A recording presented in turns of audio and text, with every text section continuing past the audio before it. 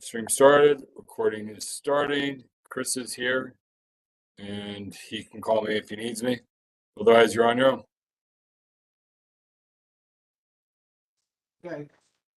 So introduction. Anybody want to introduce themselves? Well, we want to state what this is. Yeah, sure. I want to state it's the Transportation Committee meeting. They'll be starting. That time is 7:05. Okay. And today is May 6, 2024. And we have people out there in the audience. And we're going to have DOT people make a presentation. And we're going to introduce everybody that's here. Introduce yourself. Edgar, are you a member? Introduce yourself. Mariel Hawcom, member. Deborah Quallen, member. Moshe Fuchs, member. Public Press, community resident. Michael Cass, local resident. Ryan Adams, local resident, and so-and-so from 49th Precinct, Community Council. Very good introduction. I'm Moshe Fuchs. And review of draft meeting minutes. I think Hazel has it. And Hazel originally was going to be up on that board, but she's not there, not feeling well, so that's going to go real quick. Okay, number 3. City DOT safety improvements. White Plains Road, Burke Avenue to Pelham Parkway. I think who am I throwing the football to? I know I spoke to Holly, but I don't see Holly up there. Do you see a Holly? I'm here. Hi, everybody, but Anthony Perez, the Borough Commissioner, he's here and he'll do the introductions. Okay, Borough Commissioner, it's all yours. Awesome. Thank you. Can you hear me? We hear you and we actually see you wearing a tie, which is very Nope. nice. No, he's not wearing a tie. I got a jacket though. So thank you all for putting us on your agenda. We appreciate your time. As was mentioned, I'm Anthony Perez. I'm the Borough Commissioner for the Bronx DOT office. And I'm joined here today by several members of our team. I have Dorisa Cruz, our Deputy Borough Commissioner, Holly Malone, who does a lot of outreach on our SIP projects, Chris Brunson, and Ben Schwed, that will be doing a presentation on a project that we'd like to propose regarding White Plains Road. We want to make certain safety improvements across the corridor. It's about a mile stretch going from Burke Avenue down to Pelham Parkway. I don't want to jump the gun too much and take away the fanfare from Ben's presentation, but just know that a lot of work and analysis went into this, and ultimately what we want to do is make this area safer and better for all different stakeholders that use our New York City streets. So without further ado, I want to pass it over to Ben. Okay. Hey, thanks, Anthony. I think I'll let Chris Brunson just say a couple of words before I begin the presentation this evening. Well, thanks for having us. My name is Chris Brunson, Director of Safety Projects and Programs here at DOT. And in 2021, my team started work on a safety project on White Plains Road. White Plains Road has been identified as an important Vision Zero priority corridor in the Bronx, which means it has a high rate of pedestrians killed and severely injured per mile, making it one of the more dangerous streets in all of the Bronx. Our project that started in 2021 from Burke to 226th, and then later from 226 to 241st, helped create more predictability, visibility, and mobility options under the elevated train by adding the city's first protected bike lane under an elevated structure. This is now in place in 2.5 miles of White Plains Road in that northern portion. Since the implementation, the total injuries are down 15% and bike volumes are up 10% on the volume, but there's much work to be done. This year, we want to expand on this safety work, bringing the predictability, visibility, and mobility benefits further south to Pelham Parkway. And with that, I'm going to turn it over to Ben, who will give you the presentation. And then we welcome your feedback once we conclude the presentation. We'd love to hear your questions and address your concerns. Thank you very much. Just for everybody out there, the feedback we'll do is committee members, board members, and then public. That's the way I like to go, and hopefully nobody repeats the same question. It's all yours. Great. Thanks, everybody. Good evening. As mentioned, my name is Ben Schwade. I'm an assistant director with the Research Implementation and Safety Program here at New York City Department of Transportation. And so tonight I'm going to walk you all through our presentation for White Plains Road. So let me see if I can figure out how to share my screen real quick. All right. All right, hopefully you all can see this. All right, great. So tonight we're going to talk about White Plains Road from Pelham Parkway to Burke Avenue. All right, so this stretch of White Plains Road, it's about a mile long. These limits again, Pelham Parkway to Burke Avenue. This kind of builds on the legacy of the work that DOT has done north of Burke Avenue, where we've installed a safety improvement project on White Plains Road from Burke Avenue up to East 241st Street. Just a little bit of context to get us all situated. As part of White Plains Road is underneath the elevated subway and features columns for that subway in the roadbed. There's a mixture of commercial and residential land use on this part of White Plains Road. It has the subway, primarily the 2 train, but above it with stations at Pelham Parkway, Allerton Avenue, and Burke Avenue. Has both a local bus, the BX39, and an express bus, the BXM11, and is a local truck route. So it's a designated route for trucks to go north and south in this part of the Bronx. So building on the previous work that we've done on White Plains Road, over the last couple of years, New York City Department of Transportation has implemented this safety improvement project on White Plains Road, like I mentioned, from Burke Avenue to East 241st Street. That project has done a lot to organize the roadway, very notably installing a parking protected bike lane on the curb, or organizing the parking, constructing bus boarding islands, and installing painted pedestrian refuge islands along White Plains Road. Where we have enough data, a full year of after data, we've already seen in just 1 year a 15% reduction in injuries on this stretch of White Plains Road and a 10% increase in cyclist volumes in the first year after implementation. And that's the kind of improvements that we're looking to build on with today's proposal. So New York City DOT, and specifically our work on street improvement projects, are really focused on Vision Zero. This idea of we're trying to eliminate all fatalities or severe injuries that are happening on the streets of New York City. Last year, New York City DOT released a new set of Vision Zero priority geographies to look at the streets with the highest rates of pedestrian severe injuries citywide. Unfortunately, White Plains Road was one of those corridors with 5.4 pedestrians killed or severely injured per mile. So that means it's really a focus area for where we want to be looking to make these safety improvements citywide. It's also within a Tier 1 priority investment area, another internal tool that we use to kind of focus where we should be implementing projects based off of safety, opportunity, demographics, and lots of other factors. So it's really kind of all this Vision Zero work is pointing us towards White Plains Road. So looking a little bit more at the safety data on this portion of White Plains Road specifically, we see that in this mile of roadway, there were 217 injuries on just this mile of roadway. 50 of those injuries were suffered by pedestrians or cyclists, and 10 of those injuries were severe kind of life-changing injuries, unfortunately. And so those are really high numbers of injuries and really what we're here tonight to address. When we look at how people are getting injured on White Plains Road, we see that half of all pedestrian crashes, the most common type of crash far and away, are vehicles failing to yield to a pedestrian who's crossing with the signal in their favor in their crosswalk. And so that's going to be kind of one of those things that we really want to make sure that this project is making crossing the street safer for all pedestrians. When we look at how people in vehicles are getting injured on this stretch of White Plains Road, we see the most common causes of injuries are rear end collisions, which are often indicative of speeding. You're driving too fast to react to the car in front of you. They stop and you go into them. And high rates of sideswipe crashes as well due to the lack of roadway organization.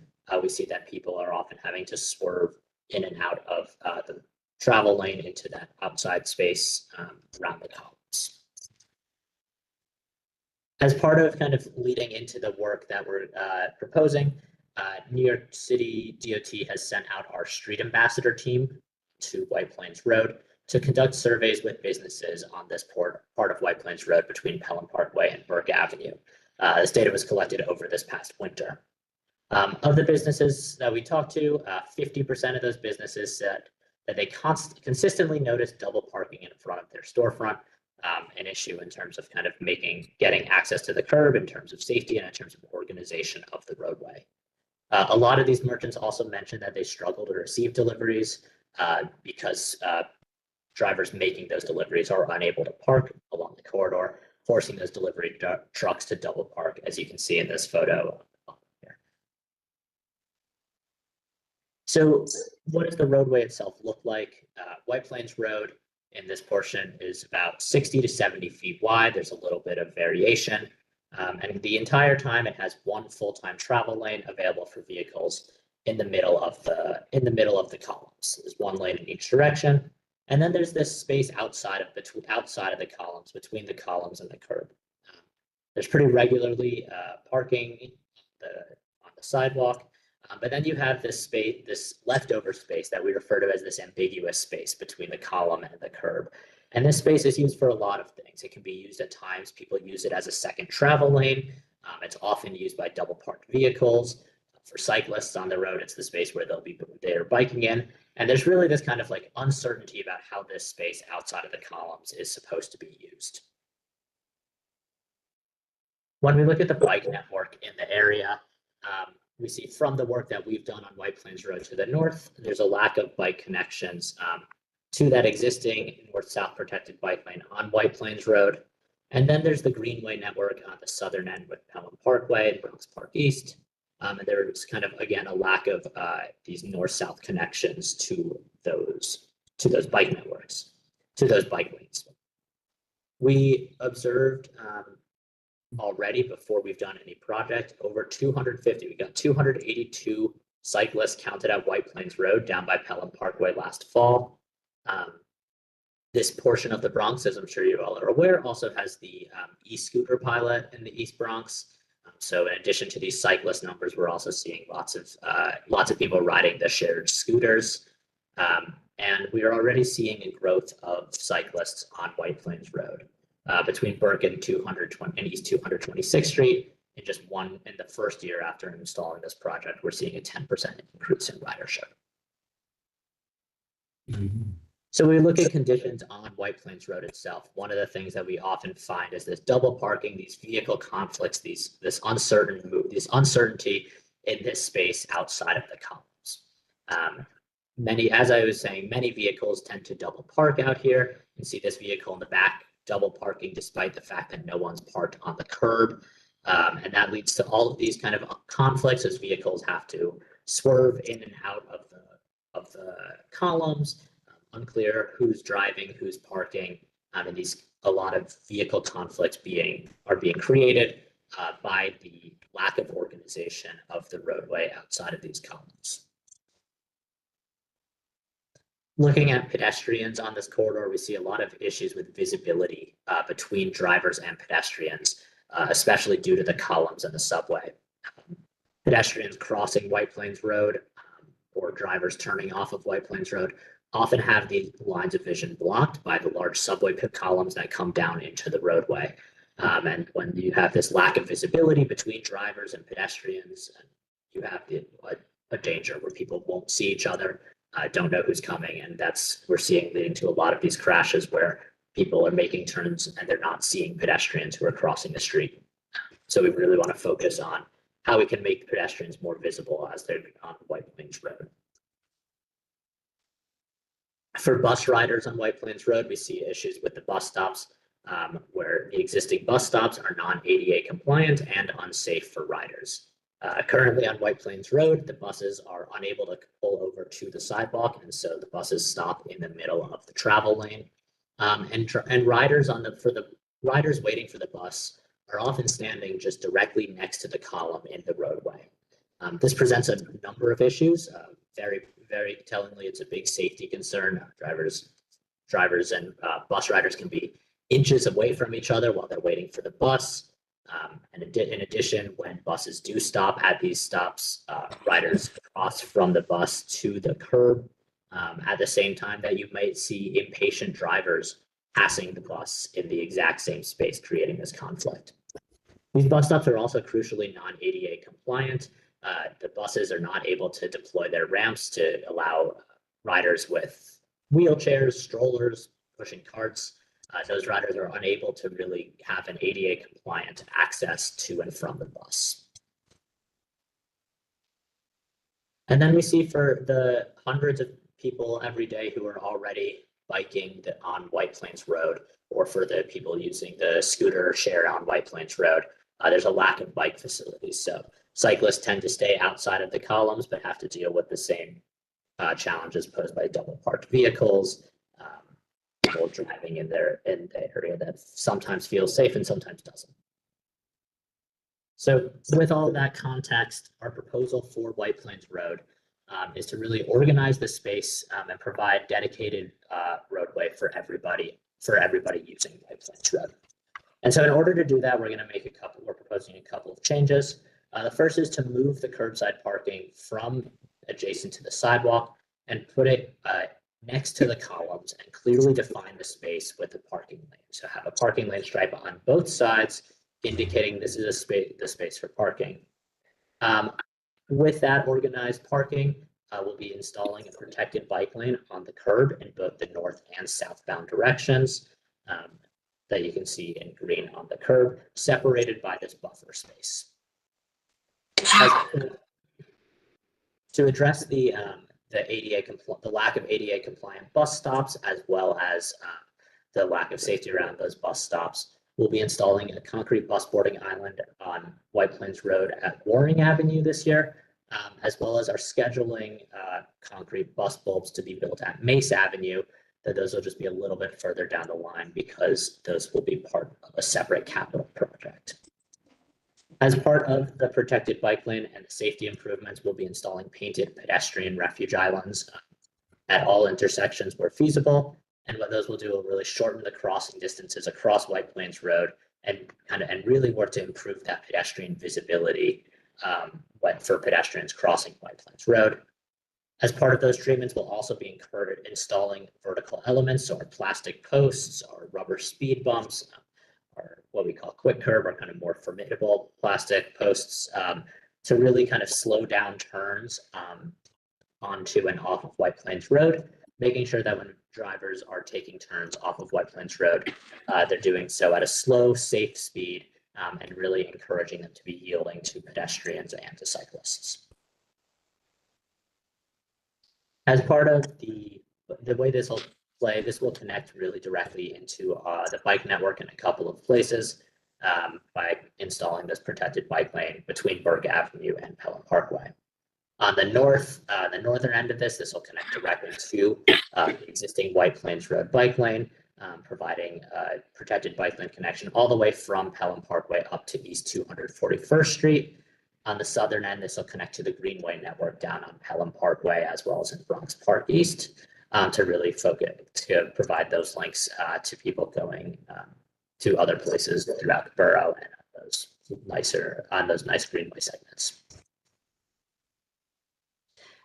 One of the things that we really like to focus on when we're talking about protected bike lanes citywide is that protected bike lanes really are one of the best safety treatments that we have for everybody on the road. It's not just a treatment to benefit cyclists, but that protected bike lanes, in fact, do provide really substantial safety benefits for everybody on the roadway because of the things that I mentioned, because they organize the roadway, because they encourage these slower, safer turns, they shorten crossing distances. All of those things are achieved through a protected bike lane. And so what we've seen where DOT has installed protected bike lanes citywide are these really substantial injury reductions to everybody, not just to cyclists. And so we see about a 15% reduction in injuries and KSI, so that's killed or severely injured for all users where we've installed protected bike lanes. When we look at pedestrian numbers, those decreases we see larger decreases in injuries about an 18% reduction in injuries and almost a 30% reduction in killed or severe injuries.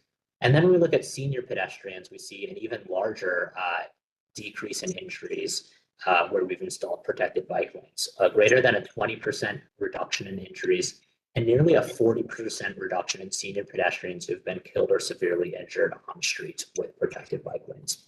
So senior pedestrians are among our more vulnerable roadway users, unfortunately. But what this shows us is that if we're installing protected bike lanes and reducing senior pedestrian fatalities and severe injuries by 40%, that we're really making a street that is safer for everybody. So part of going to get into a little bit of the details of this proposal now.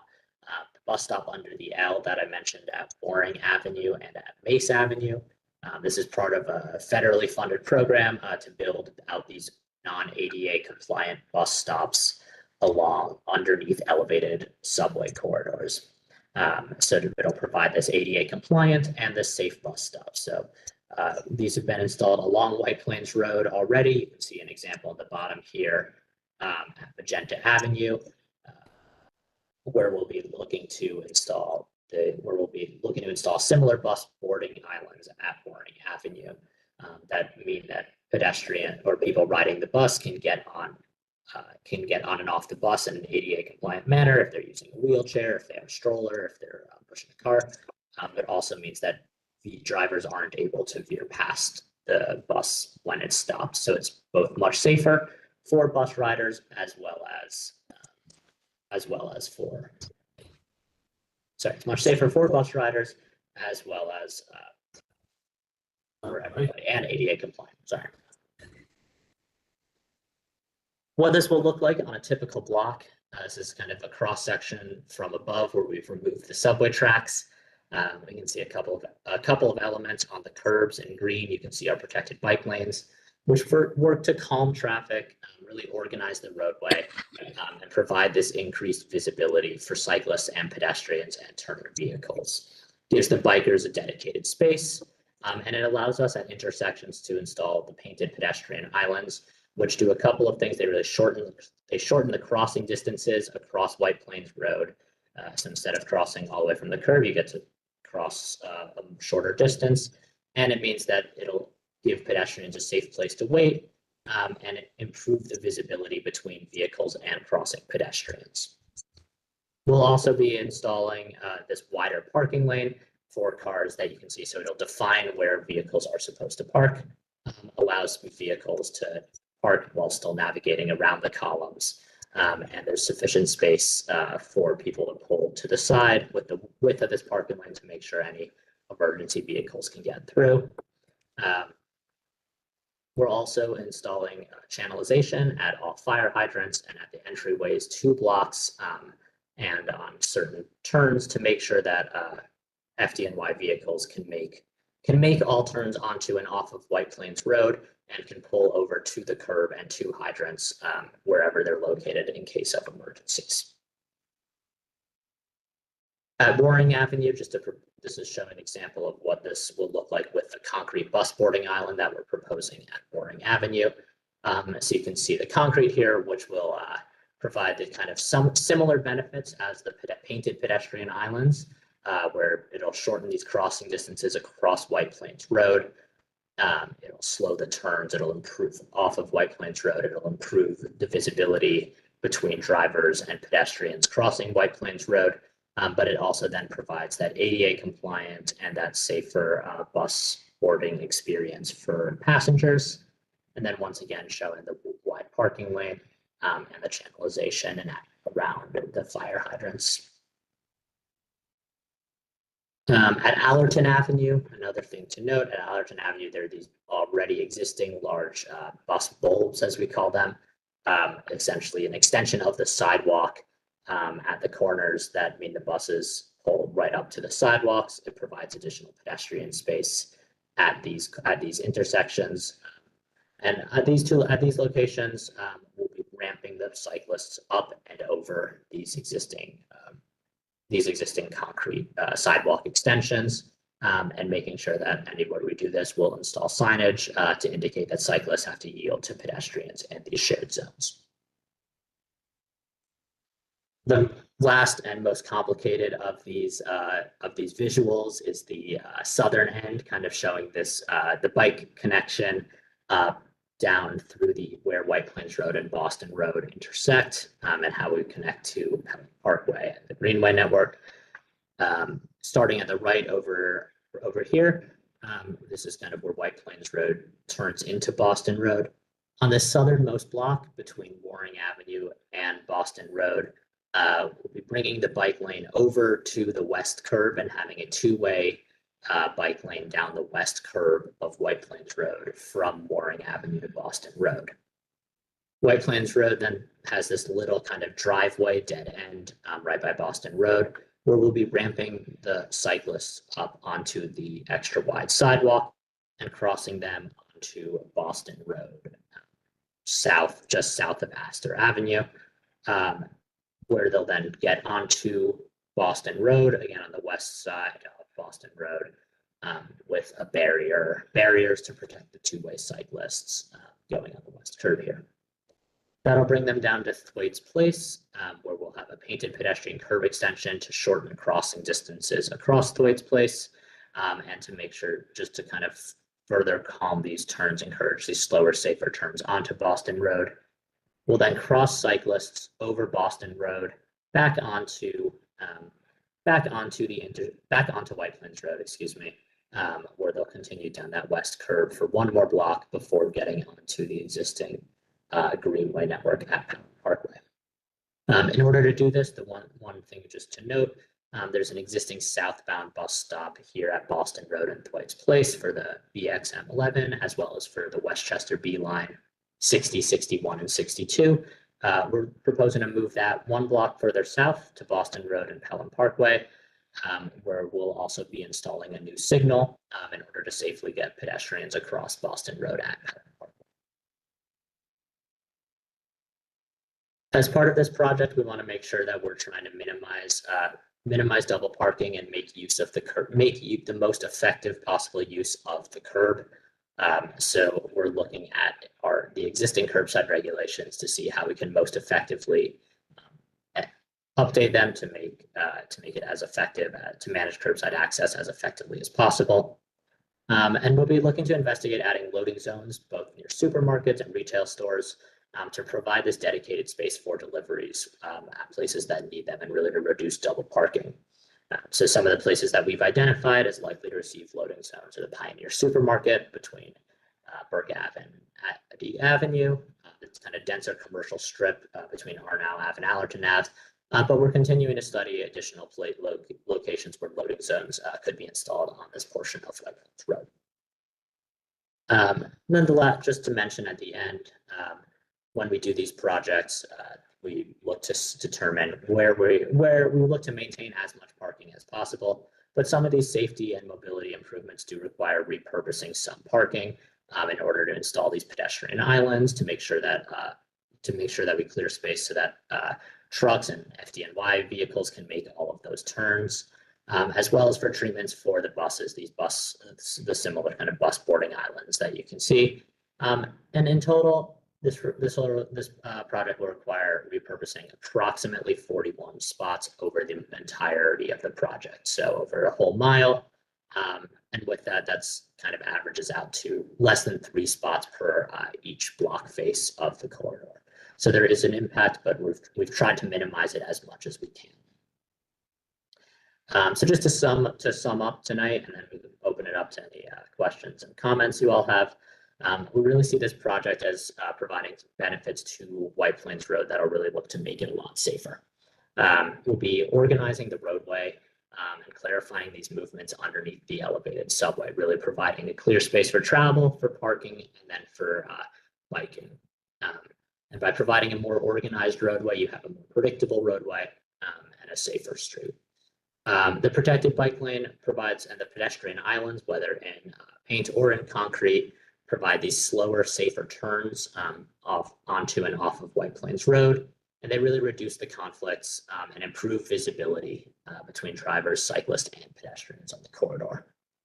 This project will provide safe, accessible bus stops along White Plains Road for those using the BX39 or the BXM11. It'll just kind of, by tightening up the roadway, it'll reduce the speeding and really reduce these vehicle conflicts on White Plains Road by having the clearly defined space. And then the protected bike lane at the end calms traffic. It really shortens crossing distances across White Plains Road.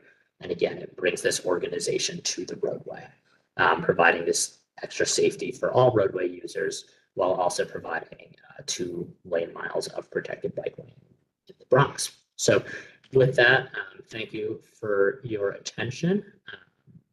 I saw there were some questions in the chat as I was going, but I'll turn it back over to Community Board 11 to the Q&A, how you guys see fit. I'll stop sharing my screen for now. Yes, we'll start ladies first. Thank you. Adios. So in the presentation, you mentioned that White Plains Road has already an issue with double parking, and I can attest to that as well. And that a lack of parking forces delivery trucks to double park, in one of our district's, busiest commercial areas. How will this new design prevent, I understand that you're going to create loading and unloading zones, also understanding that people are going to park there. How is this new design going to prevent trucks from needing to double park in these instances? Because when they do, ultimately what's going to happen is cars are going to try to go around them while they're stationed in the traveling lane, and we're going to see an increase in head-on collisions like we have in Bronxdale Avenue. A loss of 29 spots is not negligible for 41. Sorry, a total of 41 spots is not negligible, in one of our district's most vibrant, commercial corridors. All right, so I think there are a couple of things that we can address there. I think it's understanding that the 41 spots is not negligible, and you're correct, right? It's a change, but we do try to minimize that. I think the loading zones are a big part of it, in terms of providing this dedicated space that is set aside for trucks to be able to come in and make deliveries quickly. The other part of this is that we understand that if you're in a truck and you're making a delivery and you need to find somewhere to park, you're going to do what you have to do. And there are spaces that, especially if for short-term loading and unloading, a lot of this kind of channelized space that's being installed to make sure that there's maneuverability for FDNY is something that if you're actively loading and unloading, we've seen trucks using those spaces as well. We also have, there's a really wide parking lane on a lot of this corridor. And so there is also space for trucks to potentially double park in a way that kind of stays primarily within the parking lane, allowing people to get past that. That answer your question? No. Question is not been answered satisfactory to our board members. So maybe board member, you want to repeat it again? Maybe. So no, my concern is that when you take the actual measurement of the width of the road, I understand you're saying, okay, well, they'll be partially, close to the cars. That's still not going to be enough for egress around it. And we've seen the result of this already with head-on collisions because cars are going to inevitably try to go around it. So I'm concerned that we're going to see the same project repeated over and over again with the same consequences. Do you have specific concerns on the corridor, or is this just a general concern? Because we can be more aggressive with loading zones at certain locations. So with this proposed, we've seen this similar design done on Bronxdale Avenue. And there was the creation of loading and unloading zones, which are not used by trucks because cars are still double parking there. We were told the same thing, that they should be able to move over and cars can still get around it. Cars are not able to get around it without seeing oncoming traffic. And we've seen a lot of cars, almost get into accidents with other cars traveling in the opposite direction. We've seen double parking on both sides of the roads. So there is not, there's not enough passing room for either side when there's double parking on both sides of the road.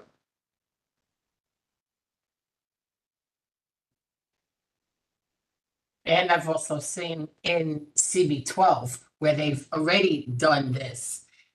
The store owners are in a total uproar because it's it's absolute chaos with the cars as to where, where they could park, where they can't park, and all that, and people still be driving in the bike lane. But to Debbie's point, thank God I was born in the Bronx and I know the Bronx pretty well.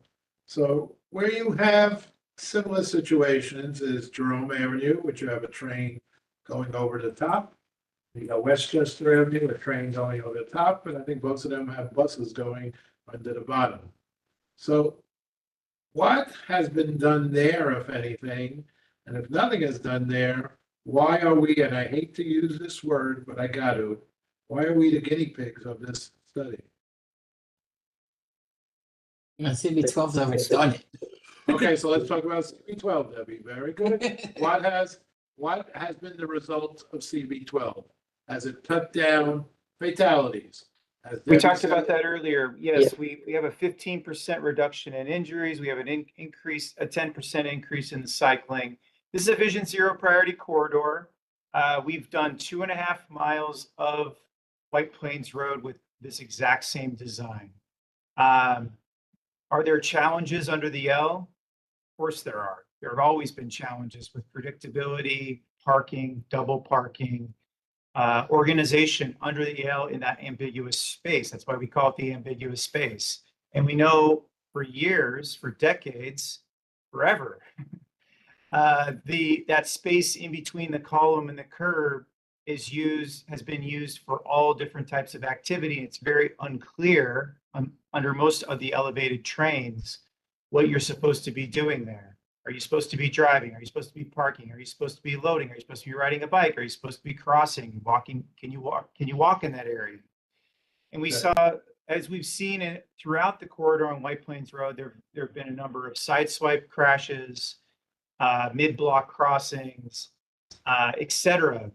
In that space. And where we've done this design, we are seeing more predictability. Now, there are challenging portions of the 2.5 miles that we've already addressed, and we're working with CB12 to address some of those concerns. We've changed some of the markings to more clearly delineate that these are not angled parking spots. We've added other vertical elements to discourage that activity. One of the problems with people parking in those angled parking spots, or sorry, they're not angled parking spots, what they think are angled parking spots, the channelization, is that's preventing that curbside access for FDNY, where we've left more space for FDNY and other emergency services to get curbside than we do in a typical protected bike lane.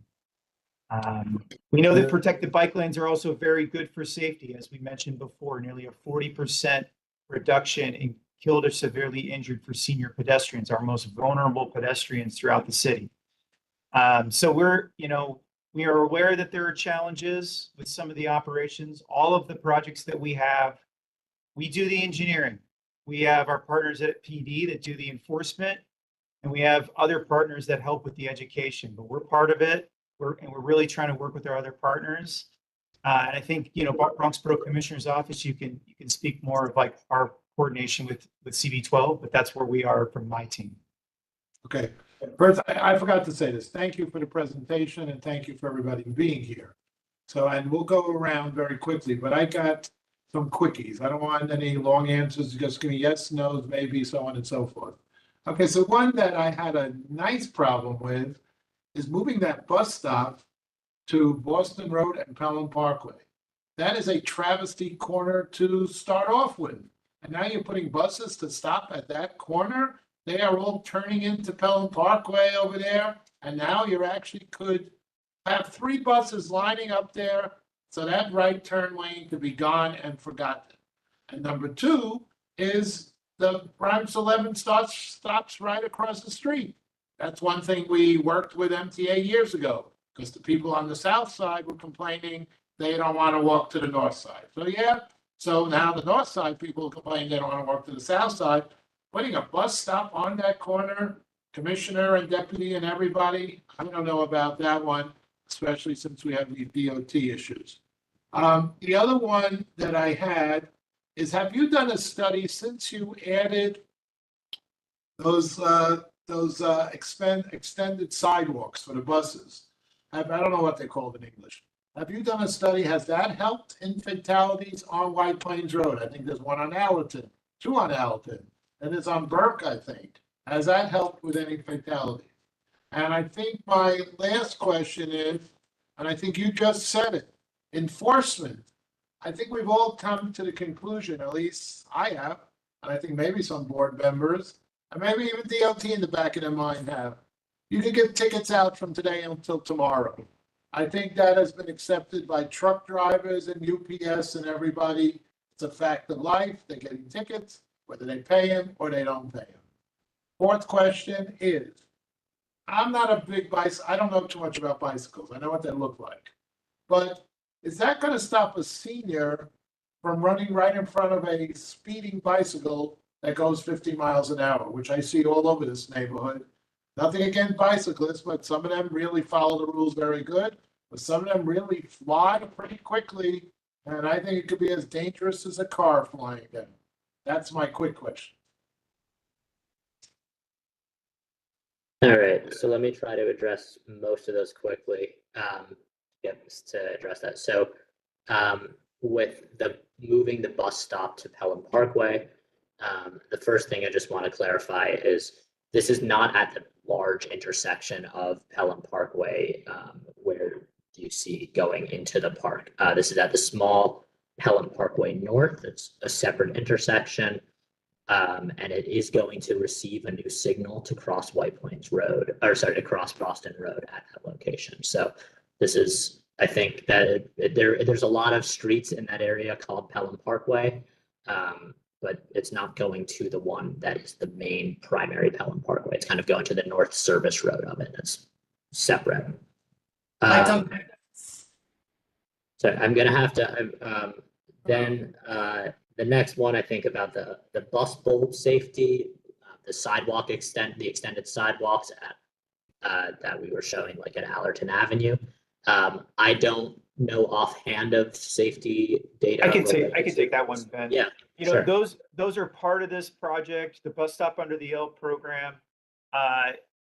There's a number of bus stop under the L's on White Plains Road, as we know. Right. The crash numbers of the bus stop locations sometimes aren't that high, but we must upgrade these to ADA compliance. Currently, they are not ADA compliant because the bus has to kneel. It can't get its ramp down for someone in a wheelchair all the way to the asphalt.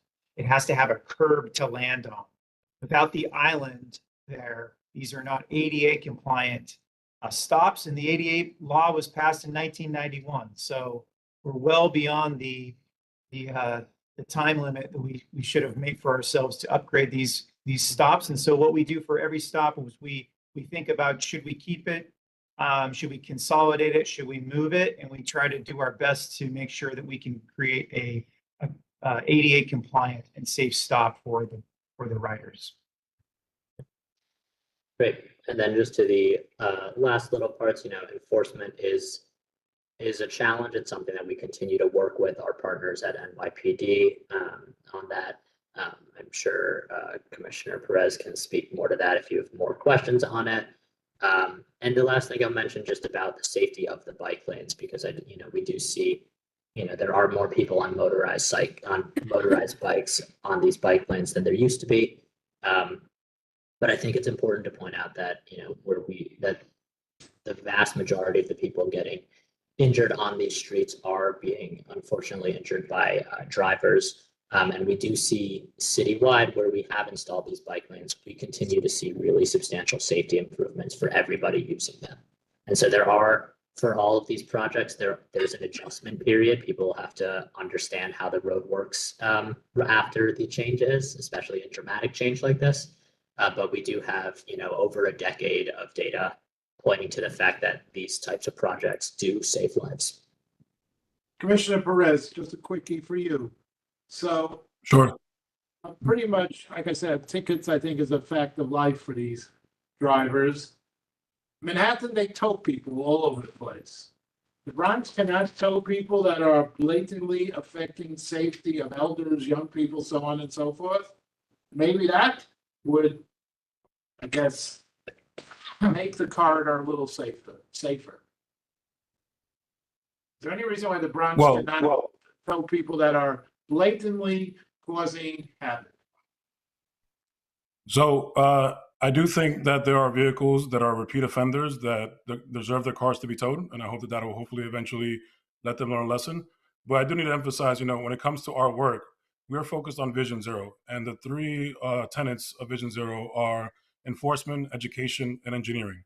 We handle the engineering part. We deal with the paint, the plastic, the bollards, the concrete, with the design of the street element to help improve as much as we can to save lives.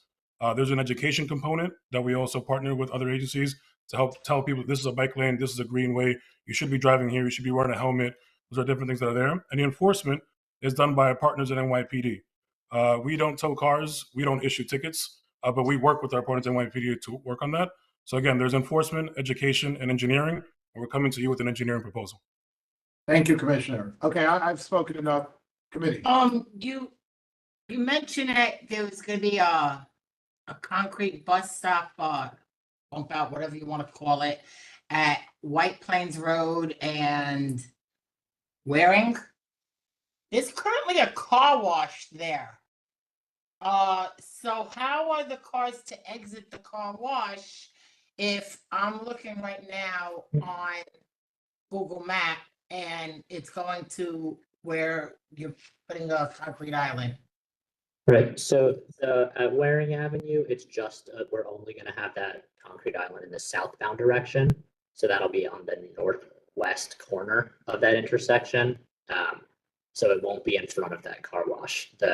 Because of the way that Boston Road and White Plains Road intersect down here, we only need to build out that bus boarding island for the southbound bus at Waring. Anybody else from committee? You have any questions? Has anyone looked into since the park is an issue? Has people looked into the potential effects on like adjacent streets? So, well, I imagine that some people, if they can't double park in that main street, they're gonna go onto side streets, and that might create some blockage. Is there anything to kind of mitigate that?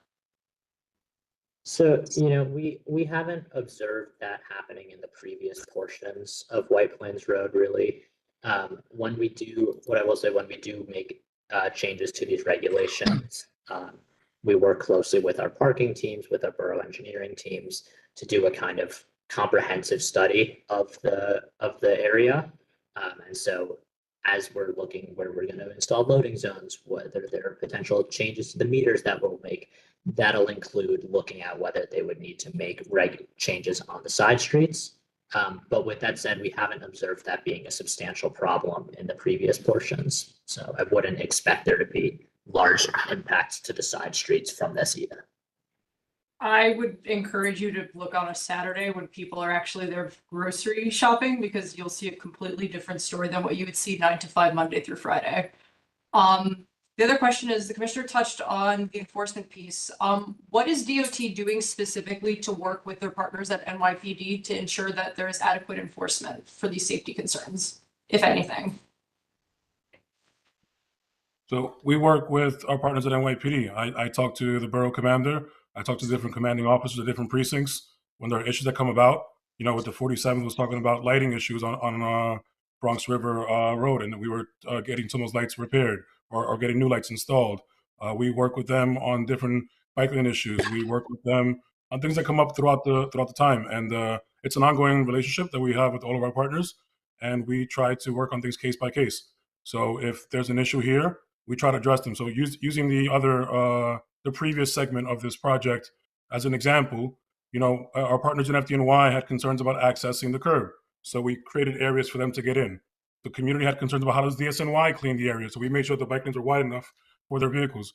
We all work for one city. We're all different employees, but different agencies, but all city employees. So it's an ongoing partnership that we work to build on. Okay, I have some more questions, but I'm going to turn it over to the board members. Board members up there, I can't see who on the board. Is there a board member? No. No. Okay, I will turn it over to the screen. And what's that name down there? I can't see. Roxanne. Roxanne, it's all yours. Thank you, Rabbi, because I have 5 minutes before my lunch break ends. I want to say, as the founder of Friends of Pelham Parkway, a 7-year, we're very involved. The community that actually lives and resides and works in Pelham Parkway, who should have the priority on how this, have priority say on how this will impact them and have some feedback from dialogue with the community board, the electeds, as well as DOT agency.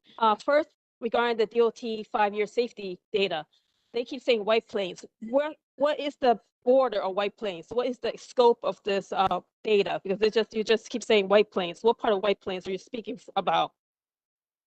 It's White Plains Road between Burke Avenue and Pelham Parkway today. Okay, Pelham Parkway north or south? I'd have to double check. I think it includes Pelham Parkway south, but I would need to double check that.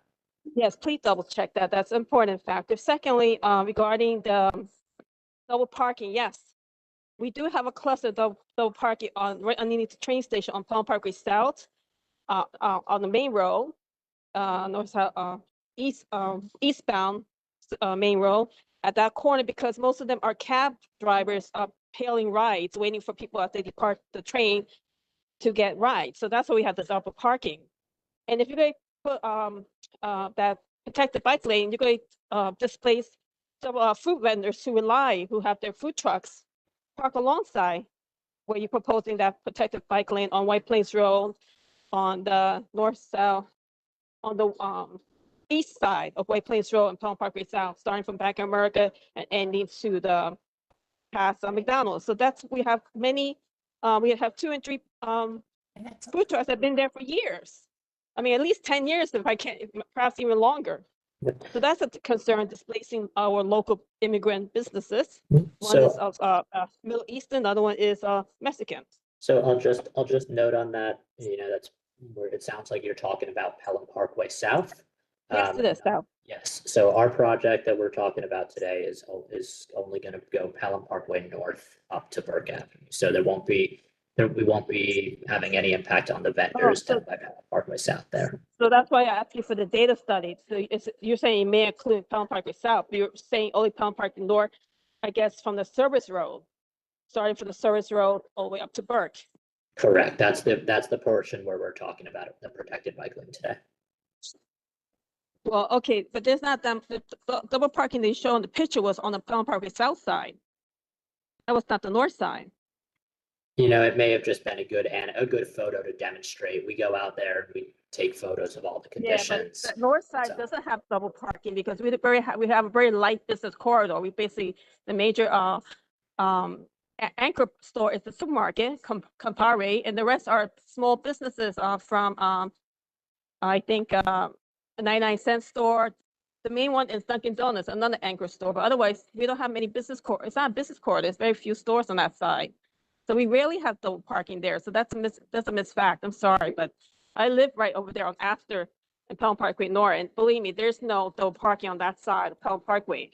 So that should be clarified and looked into. That's why that picture they show is on Pelham Parkway South near Bank of America on White Plains Road. Okay, Roxanne. Okay, wait, because I've only been involved for this Pelham Parkway. I've been doing Pelham Parkway for the last 7 years. I lived there for 25 years. I'm just asking for a few more minutes before I head to work. Look at Can I respond to your Bronxdale. question? Allen has made things worse.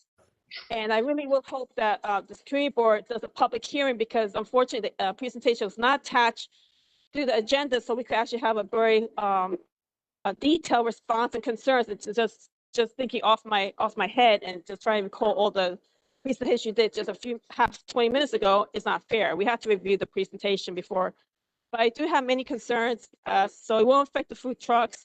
But there is no double parking. Look at the data plan, the 5-year safety data numbers that give me the exact scope. And I really don't think it makes any sense. We need to move on. I've let you go on for 4 minutes already now. I need to attend to some other people that have then my last question is to the community board. Why is Pelham Parkway on the agenda? What is that about?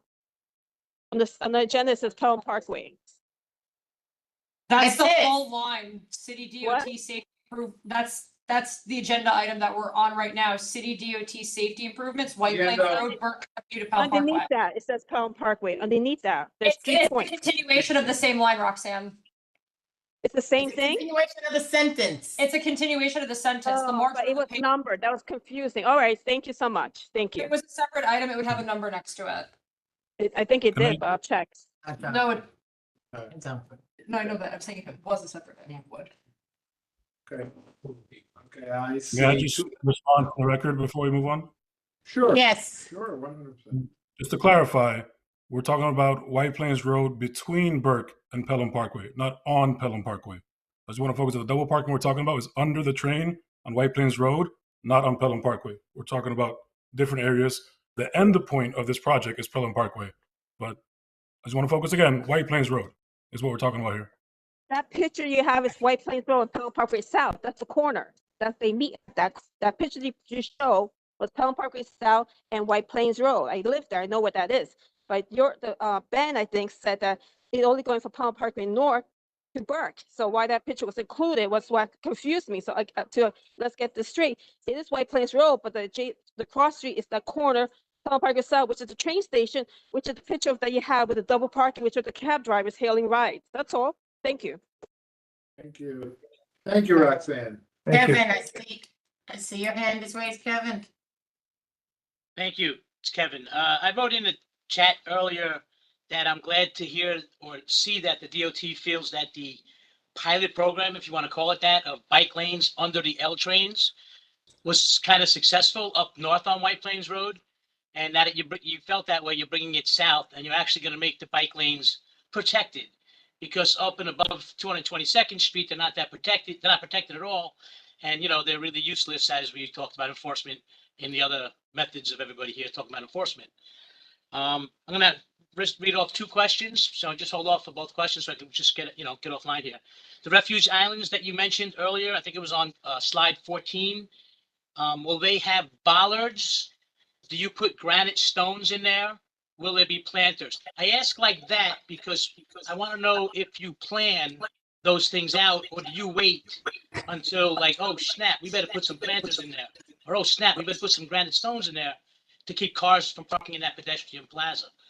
And the second kind of question is where the bike lane protected crosses over the bus stops. Will there be checkered crossovers for the pedestrians to get off the bus? Or will the bike lanes more or less end so the bus can get to the, to the edge, I guess. I'm not sure if you understand that second question, but those are my 2 questions. When you say checkered, are you talking about like what they have on 233rd at the Metro North? More like Southern Boulevard along the zoo. Okay, great. Okay, I think I know what you're talking about with that one. So with the painted pedestrian spaces, we start with our plastic bollards as well as our quick curb on kind of right behind them, which are more formidable plastic bollards because we don't like to go kind of heavy-handed to start, but we also want to maintain emergency access as much as possible. But we continue to make adjustments as we need to and are willing to add granite blocks, bike racks, planters, things like that.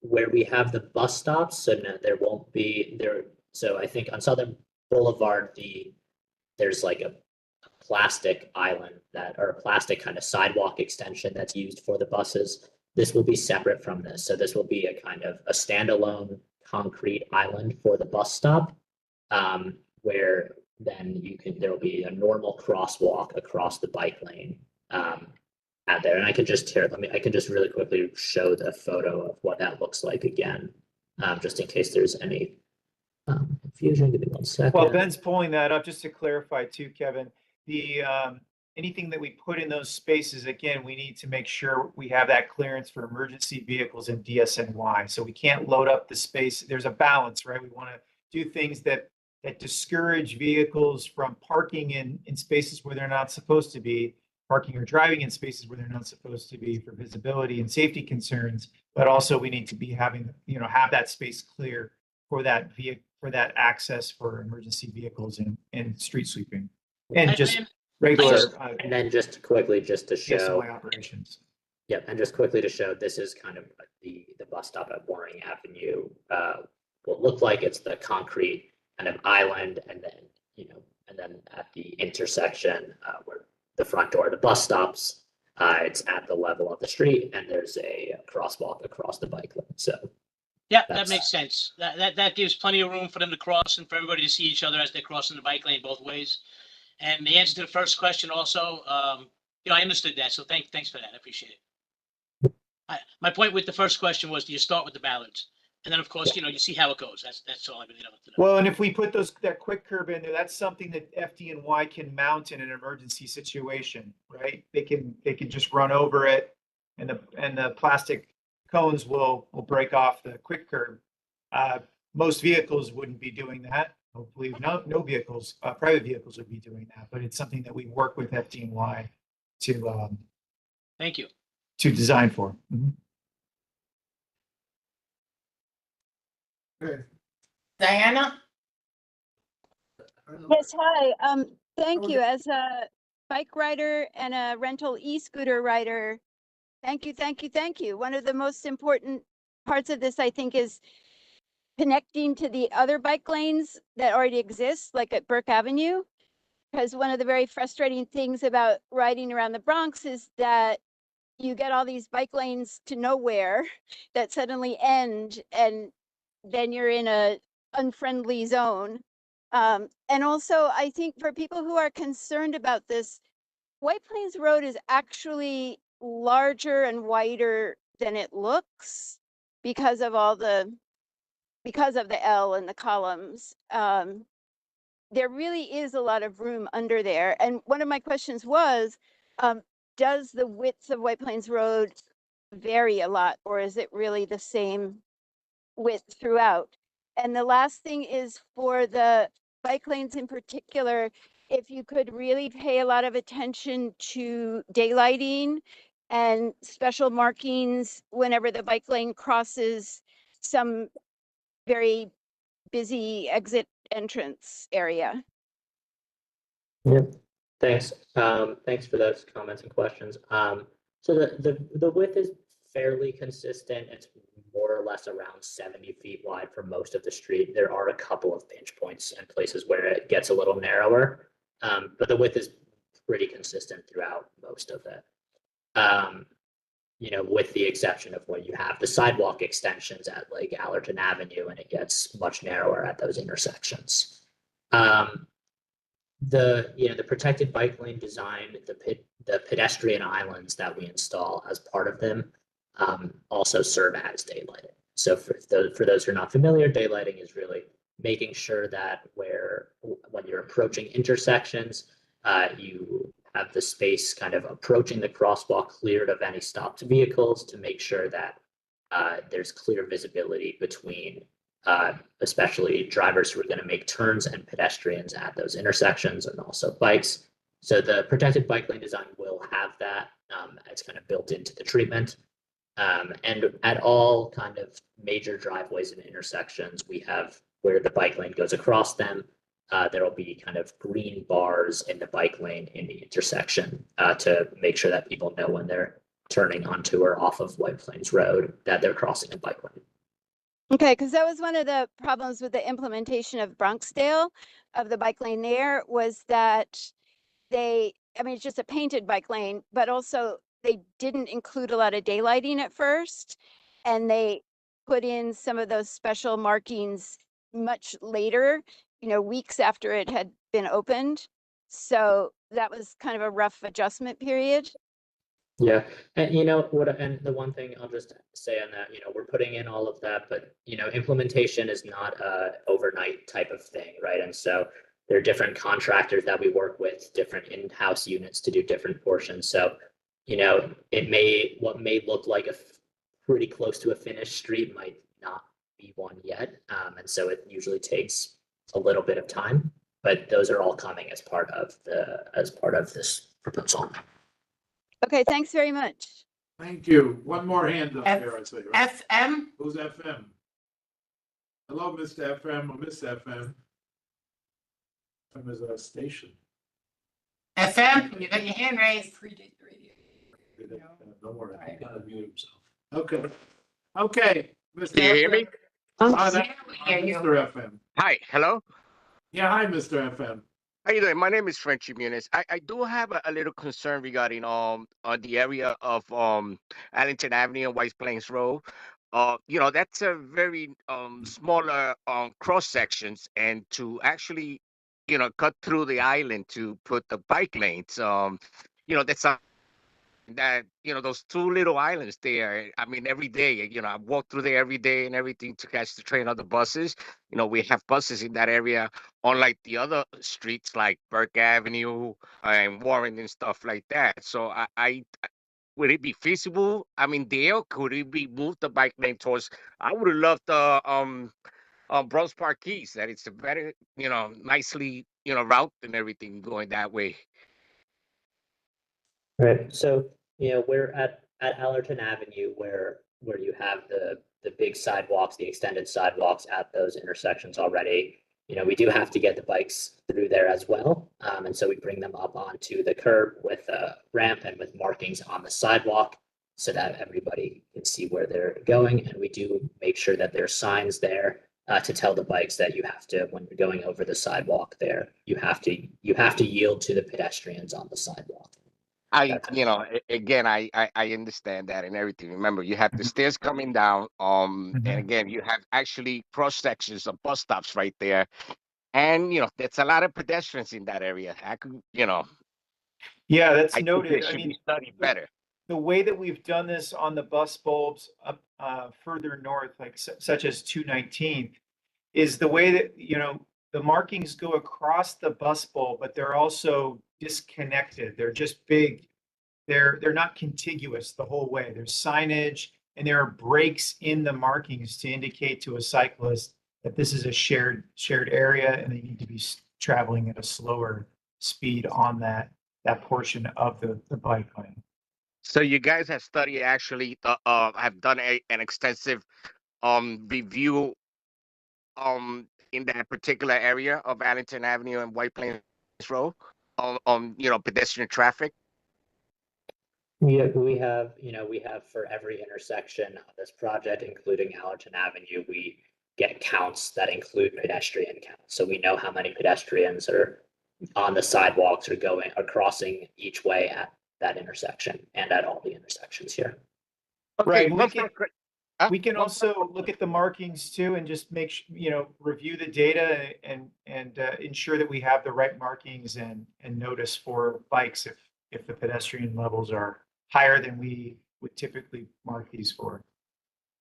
All right, again, my main concern is actually again, the buses and everything. They normally late in that area. The 39 bus, it's always late, and again, I would have loved to see actually the bike lane on Bronx Park Keys, which it's actually really wide, and I like the view better there.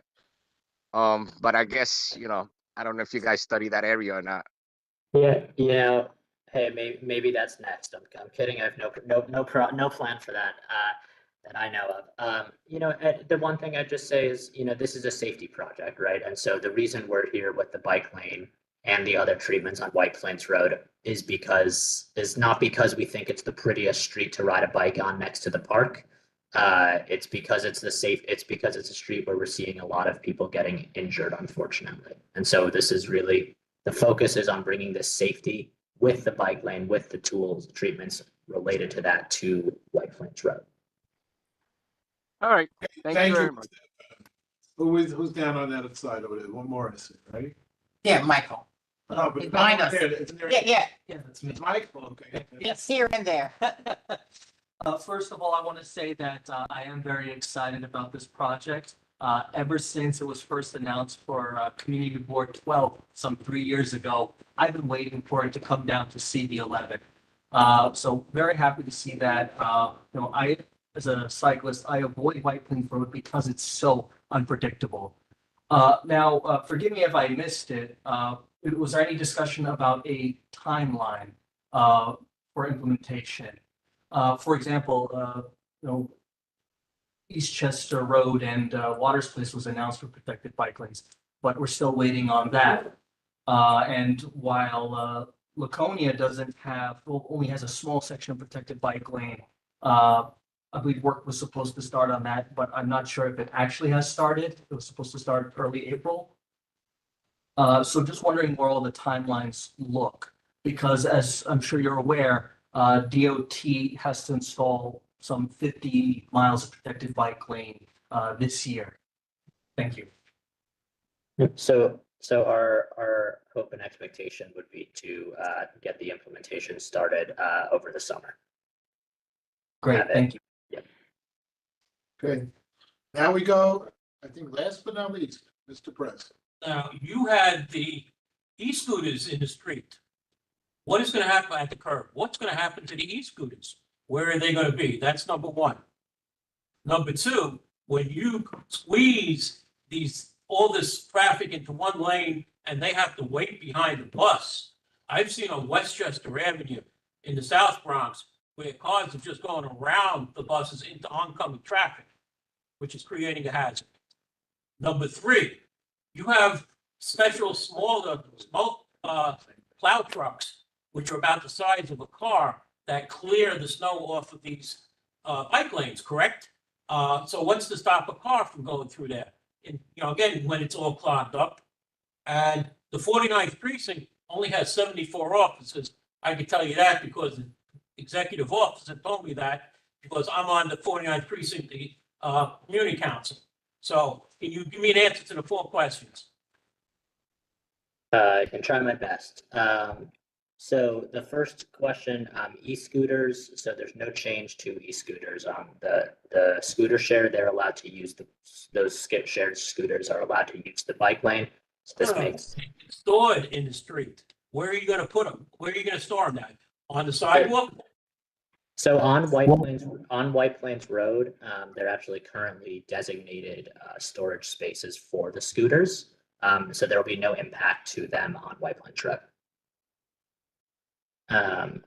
The second question about the buses, it's so this is one of the really important reasons that we do this bus stop under the L program, because to your point, sometimes people may get impatient and drive and want to pass a stopped bus.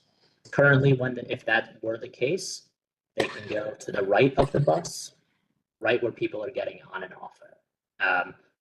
That's really dangerous for people going to and from the bus, and that's really crucial that we don't let them do that through the bus stop under the L program. People going across the double yellow line to pass a stop bus, that's a super illegal movement now, and it'll continue to be a very illegal movement that this doesn't encourage. And that we really want to make sure that it's safer for the people getting on and off the bus. Your third point, the smaller plows that are used to clear these spaces, there's always a balance. Whether it's a small plow or a big plow, protected bike lanes are, there's enough space that people can get cars into them at certain locations. We need to make sure, and they need to be able to, in cases of emergencies, FDNY, we need to make sure that they have access to the curbs. We try to discourage it as much as possible through the design and through our coordination with the precinct. I believe that's what I've got for those. The 49th precinct, though, has no manpower to do all this that you're saying about enforcement. They can't do the current job. So you want them to do more with less. Okay. And one final question, since Eastchester Road was brought up. Is it a fact that you're going to take one whole side of parking from Pelham Parkway down to East Tremont Avenue, 140 spots, parking spaces, away for a bike lane that will run right in front of the 49th precinct and right in front of Einstein Hospital, where ambulances have to come in and go out? So that PowerPoint is online. You can happily look it up on our website. And yes, it includes a bike along Eastchester Road that crosses the precinct and the hospital as well. And takes away 140 parking spots, but it hasn't been presented to the board yet. Actually, I think We've it was already- presented to the board over Yeah, a year we've ago. already maybe. presented. It's online. We can share the link with the community board to share with you if you'd like. We're not okay with it. Okay, anybody else have any final question? Committee, board? There's a hand. One goes up. Hi, my name is Gabriel Barron. Sorry, I was registered, but I wasn't available until now to join. Okay, speak. Yes, I'm just going to speak about the bike lane, as been mentioned a lot, especially on East Chester Road. I just want to, express that I'm very excited about this bike lane, and to address comments about the ambulances coming in and out. I'm sorry, but bikes are very easily able to see if an ambulance is coming out and stop very quickly and easily. It's not that hard. I bike all the time and you can stop. It's fine. Also, the bike lanes are really needed because there is a giant bike corridor, Pelham Parkway, that connects to a lot of greenways that a lot of people in that area, especially at the Einstein community and the Weiler and Jacoby community, really want to get to all these important places, these interesting places, and we are not able to get there safely. It's very dangerous to get anywhere on East Chester Road with all these cars going in and out with the double parking nonstop, with the cops right next to the cops and not stopping all this double parking, causing a lot of traffic and then causing us to have to swerve into lanes and then have these 2-ton death machines coming at me from behind. Very scary, and they're honking at me when I'm just trying to get to where I'm going and get out of your way. So I just wanted to let you know that there are people in this community that are very excited to see bike lanes, and we exist. It's just that we're not always able to get to these meetings. That's it. Thank you, sir. Okay, so final question, Elise, for the DOT, and this was probably the Shangri-La. Did you ever think of moving that express bus off of under the tracks? And I'll tell you what you would have to do, at least in my mind, I might be wrong. You would have to team up with MTA to see if the people coming to that express bus, and I'll say this right, are coming west of White Plains Road or east of White Plains Road. And if most of them are coming east of White Plains Road for those 4 stops, why can't we get that bus to Boston Road? But I know that's going to cause problems, Commissioner, because I'm going to put another bus on Boston Road. I'm very, very cognizant of that. But at least get one bus off of White Plains Road. So we coordinate with the MTA when it comes to street furniture and bus shelters at bus stops and making them safer. But we don't actually design the routes. That's by the MTA. They did the bus redesign for the borough in 2022, I believe it was finalized. But that's a question that we'd have to coordinate through the MTA for any route changes for their bus. But when the bus stops are selected, that's when we come in and equip them to make them safer and accessible. Okay, just a thought, Commissioner, just a thought. So thought for the MTA. Thank you. Thank you, Commissioner, Deputy Commissioner, Deputy to the Deputy Commissioner, and Deputy to the 8th Power Commissioner. We thank you all for being here, and Wait, before you leave. Wait. I'm trying to dismiss. Yeah, I don't want you to actually leave yet, because I'm requesting a site visit with Holly and Anthony and whoever else wants to join or whatnot. But I had, when you guys were here at the office the other month, what was that, March? I had requested the arrow paintings on Pelham Parkway, and then I got an email saying it was denied. I do not understand how one arrow painting, which gets covered by one car, is, how I can get denied when you go over to Home Depot on Gun Hill Road, and there's 5 arrows telling you to go into Home Depot. And I'm just asking for a little more paint on the road to tell people that they have to turn, if you're in the left lane going towards Fordham, that you have to turn left. Yes, there is a sign, but people do not read. There needs to be more arrows painted on the ground because the way these people just cut across and act like they are the ones with the right of way when they're 100% wrong, whether they're fighting me in my car or they're fighting me in my bus. It's just ridiculous. So please, we need more paint over there.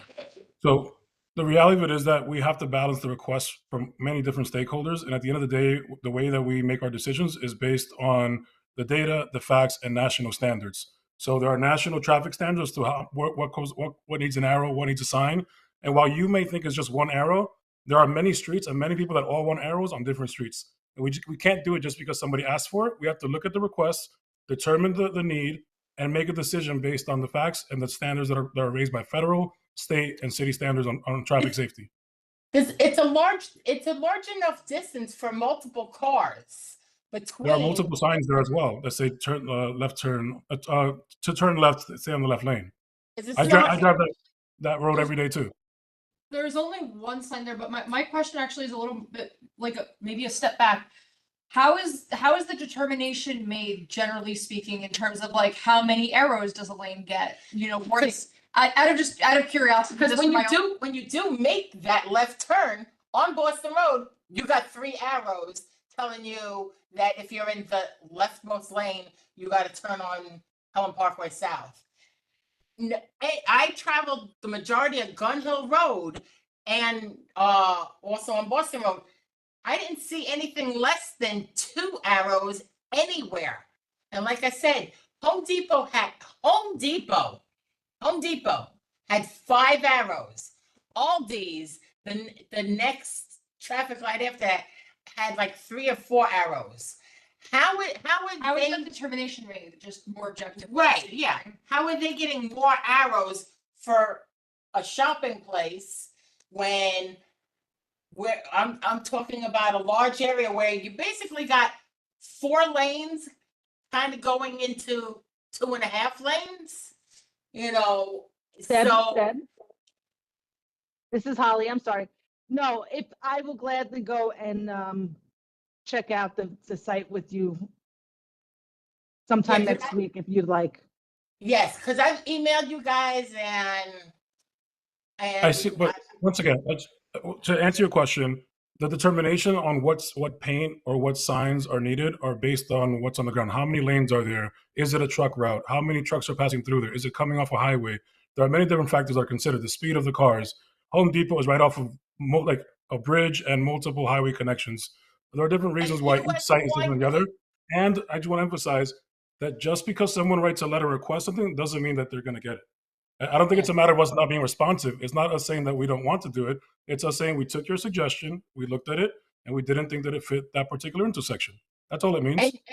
And US 1, which is Boston Road, goes from Maine to Florida, and trucks leaving after they've done their deliveries at Starbucks, McDonald's, all those places that are on that particular side, and they're turning to go on the Boston Road to then go towards however they're going to get back.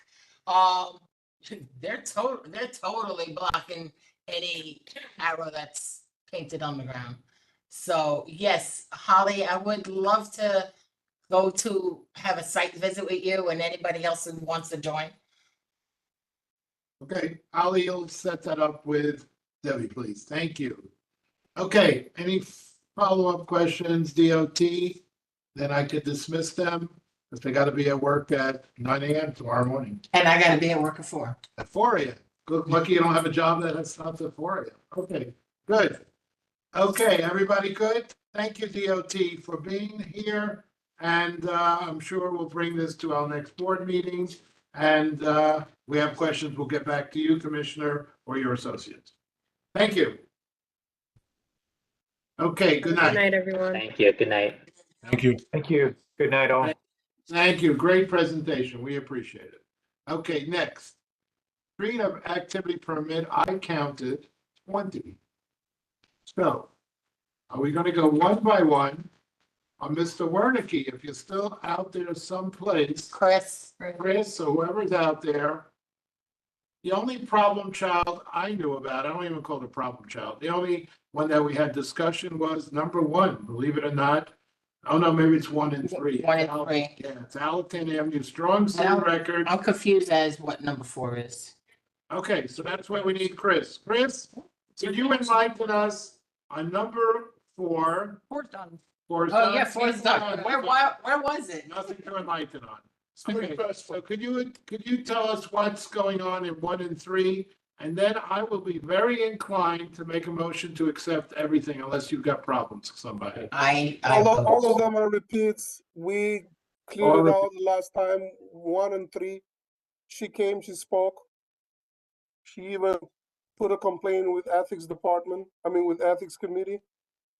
So all of them are repeats, nothing new. And none of them caused you any trouble, correct? And police is okay with all of them? Yes, sir. Okay. And 1 and 3 has made her case, and committee here is okay with 1 and 3? Committee is not. Okay, I'm just asking the question. You may be fine with it, but I have. I don't think I said I was fine with it, but it's okay. Okay, okay, what is the issue with 1 and 3, Debbie? What's the issue? I stated my issues before. Which is? And that they're bringing in people in from Jersey. They're charging the vendors. That there's been noise complaints. But okay, I see Larry was finally able to get on. Larry? Unmute yourself, Larry. Well, from my perspective, we never got any complaints when it comes to noise. And the other thing is like, in terms of, charging vendors and, people coming from other states, that's not within the purview of the board. That's well within the organizer's right to charge fees for, for having space at the event. That's not something that we can control for, and it wouldn't be justified, and quite frankly, I think that it's potentially not legal for us to make a decision based on a private decision that a permit holder is allowed to make. From my understanding, they would have to apply for a different type of permit if they were charging a vendor. Yeah, but let's not get into some areas that are, like Mary said. That's up to mayor's office. Let the mayor's office deal with it. We don't deal with that thing. This has not done things that it should have been doing before, and you're saying leave it up to them. Say it again? The mayor's office has not done things before, even when you've said to leave things up to them. So then, what you gonna do?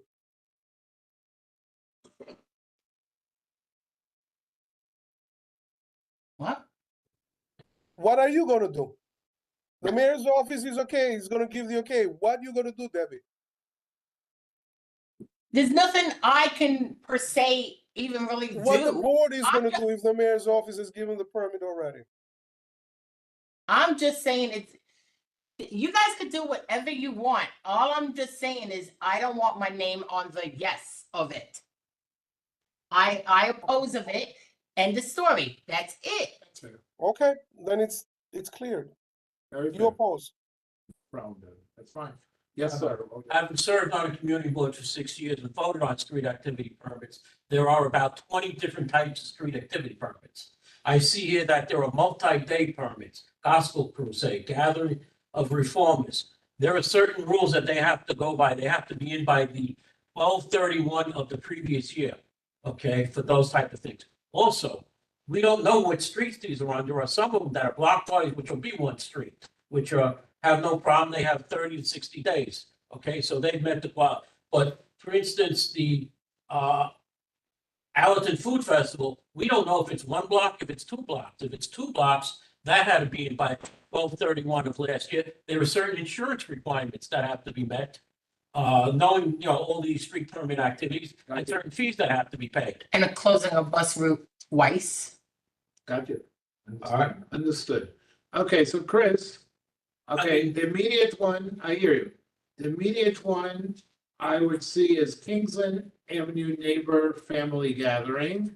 So let me see if there is anything else. I got Bronx Veterinary Center of Westchester Square grand opening. So I It would doesn't like cover to, Westchester Square. what? This board doesn't cover No, Westchester. no, no, no, that's the name of the vet. Oh, it's It's over by the six, train yard. Near, Waters Place. Well, it's not down here. Yes, it's on this sheet, It's on the second page. it's on the second sheet. Second sheet. It's called Bronx Veterinary Yeah, Center. There's no street. It says grand opening. Okay, so there's no street, that's fine. Grand opening. Okay, so, But that particular one, I happen to know because Okay. I follow them because they do have their existing vet in the square. And they're removing their location to by the sixth train yard, which is on East Chester Road. Okay, fine, but the road should be down, the streets. No, I agree, the addresses or locations of these places. And also a contact should be- person should be down. Yeah. I don't think we ever had a contact person though. I think we always had the I would address. so we- suggest you look at board 10. I mean, they do it. Okay. Okay, Chris Kirka. So, given some opposition here, the only two that I see that I have to really vote on is the Kingsland Avenue one and the Bronx Veterinary one. That's a repeat. Kingsland Avenue, it's a repeat. It's the third No, year. they're all repeats. You tell me they're all repeats, so, Bronx Veterinary is new. okay. Does anybody have a problem? What I'm gonna do now? One more thing, Rabbi. Yes, sir. You have Assemblyman John Sakara Jr.'s community office grand opening. The office is now in its second year.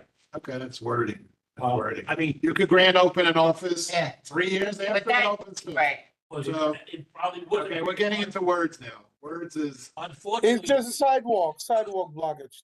Come on, guys. Let's Fred, not I nitpick respect you. things. If he called it John Sacaro's Christmas party in June, I'm gonna say, why is he calling it a Christmas party? That's what he wants to call it. I would like to know where the food truck night is, That's June. where? Where is it, Chris? Give me 1 second. I have only 2 hands. Okay, no problem, Mr. Chris. Chair should have the applications. I don't have the applications. We don't have access to SAFO. Should you do, should? You have to have a city, like a Food government. truck night, Neil Avenue between Yates Avenue and Herring Avenue. Neil, Excuse me, repeat that?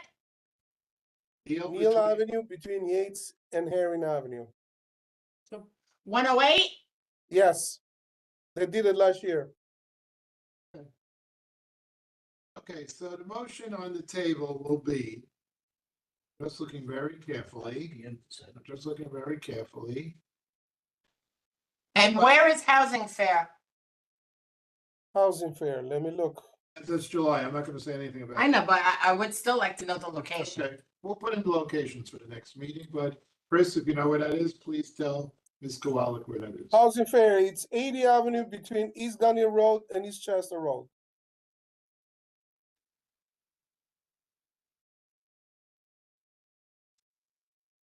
Okay, so Chris, for our next meeting, if I might ask you, and I think we had this before, if you could just add another column here and say the actual address where these places are taking place. So this way, I told Jeremy to add it, but he didn't do it still.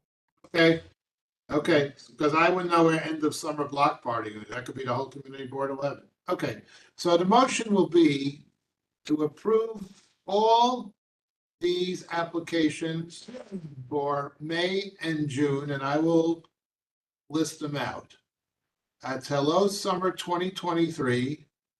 That is HHFM Jacoby Hospital Market, Gathering of Reformers, Assemblyman John Zaccaro Grand Opening, 10th Annual Swaits Place Block Party, Kingsland Avenue Neighbor Family Gathering, Food Truck Night 2024, and last but not least, Bronx Veterinary Center of Westchester Square Grand Opening. And within that motion, I guess I could say this, we will table all other requests until our June meeting. That is the motion. Do we have a second for that? A second. Second. Second, third. Any discussion? Any objections? Okay, motion passes. Okay. Okay, that's good. Now we go on further in the agenda. And I think with the addresses of all those permits, I think we'll know everything that's going on. And Mr. Press, we will take up your 1231 issues as we go into the next meeting. Okay, we did motions. Now we do old business. Anybody have any old business? Oh, There? I did bring up the line already, but. Okay, do we have, Also, old business that was brought up some time ago, which needs to be addressed again, very old. which I know Chris will second it. The moon crater on Pelham Parkway, when you come off the Hutchinson River southbound onto Pelham Parkway. The moon crater on Pelham Parkway needs to be fixed. Yeah, yeah. Okay, actually, I just should mention this. Roxanne is gone. She was questioning that Bronxdale parking lot, breaking into cars.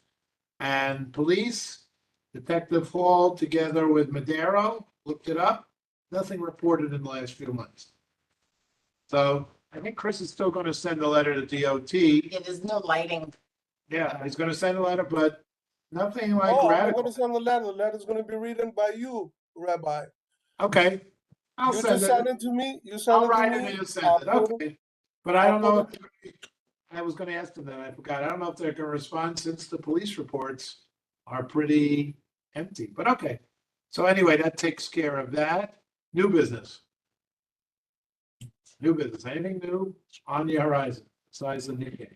I brought it up in parks and I brought it up to Jeremy, but I also just want to bring it up in transportation, just to kind of cover all bases, just in case there's a fuzzy line. The wooden barrier on Pelham Parkway. Where Pelham Parkway? I'm about to get where, but it's those thick wooden barriers, what do they call them? The railroad tie that they made to protect you from the grass. Over on Pelham Parkway going westbound by just past the traffic light at through. Yes, but that happened because of a tree fell on it. Great, like I said, just want to cover all bases. You should have mentioned to the commissioner, my dear. It was being tossed out real quick. But yeah, the railroad tie over there needs to be repaired because it was kind of taken out by a large tree that also was taken up 2 lanes. 3 lanes actually that particular day. Okay. But I'll put that as part of my letter to DOT about the lighting. So the railroad tie is exactly where, Debbie? Pelham Parkway westbound, just past the through traffic light and bus stop. Yes. Okay, I have 2 things to write. Okay, anything else that is new?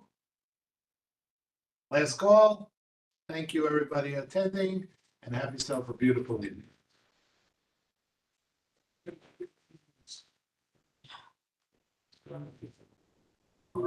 Chris, you can stop the recording, or do I gotta call Jeremy? I'm calling Jeremy now. Thank you. Thank you, everybody. Thank you, folks.